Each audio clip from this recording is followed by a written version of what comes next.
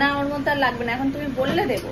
এখানে একজন রান্না করছেন, আমি বাধ্য হয়ে ক্যামেরাটা অন করলাম। উনি এসে বললেন আমাকে যে আজকে মানে মিক্সড ফ্রাইড রাইস আমি মেয়ের জন্য করেছিলাম, তারপরে ঘরের জন্য করব। তো অল্প করেই রাতের ডিনার হবে সেরকম প্ল্যান।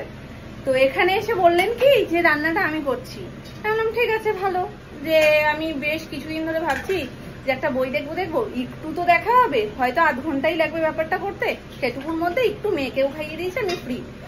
ও মা, রান্না উনি করছেন, পুরো রান্নাটাতেই খুন্তিই নাড়িয়ে গেলেন। আর এই গোলমরিচটা দাও, পেঁয়াজটা দাও, গাজরটা টেবিল থেকে নিয়ে আসো, কি করছো? চিংড়ি মাছটা ভাজা হয়েছে, এবার ওটা তুলে নাও, তারপরে চিকেনটা আর একটা রাখার জন্য পাত্র দাও, চিকেনের জলটা নিয়ে আসো, ওই জলটা দিয়ে কিন্তু চিকেনটা সেদ্ধ হবে।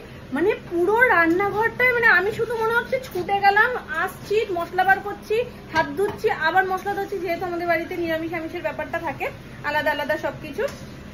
তো একবার নুন দিলেও আবার হাত ধুচ্ছি, আবার গিয়ে সেই নুনের কৌটোটা ধরতে হচ্ছে, ডিমে পর্যন্ত, ডিম খুলে আবার সেটা হাত ধুয়ে তারপরে।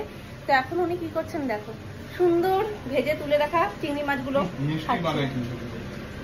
মিষ্টি বানিয়ে হয়েছে পুরো। ফ্রাইড রাইস একটু মিষ্টি মিষ্টি হয়, মিষ্টি বানিয়ে হয়েছে পুরো। তুমি নাকি রান্না করেছো, তাহলে আমি কি করে বানালাম? বুঝতে পারছো কার কার সাথে এরকম হয় যে রান্না বড় বলে এসে আমিই করছি, ছেড়ে দাও আমিই করে দেবো আজকের রান্নাটা, আমার খুব করতে ইচ্ছা করছে, কিন্তু আলটিমেট যে কি রান্না তারা করে। সেই বহু চর্চিত ফ্রাইড রাইস, এই যে চিকেন, এগ, চিংড়ি সবকিছুই পড়ে গেছে এটার মধ্যে।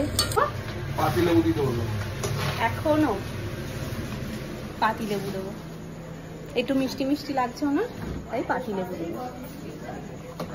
একটু মুখে দিয়ে দেখো তো সোনা মা,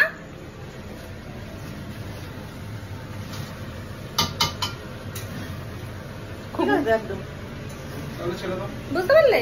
এটাই হয়, মানে সবকিছু করো তুমি, দৌড়ো, নাকে দড়ি দিয়ে দৌড় করাও, তারপরেও একটা খুদ, একটা ছোট্ট খুদ, একটু নুন বেশি হয়েছে, একটু মিষ্টি বেশি হয়েছে, খুদটা বর্দার সারা জীবন ধরবে। আমি আবারও এটা রাখতে যাচ্ছি, মানে এইরকম আমি ছুটে ছুটেই বেড়ালাম শুধু। আর এক্ষুনি এখানে টেবিলে যখন দেওয়া হবে বলবে মা খেয়ে দেখো তো রান্নাটা কেমন হয়েছে, আমি করলাম, মানে উনি করলো। কি করতে ডাকছে মা?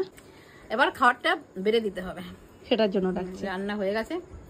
যাও না, এক্ষুনি বলবে মা আমি রান্না করেছি, কি সুন্দর হয়েছে, খেয়ে দেখো।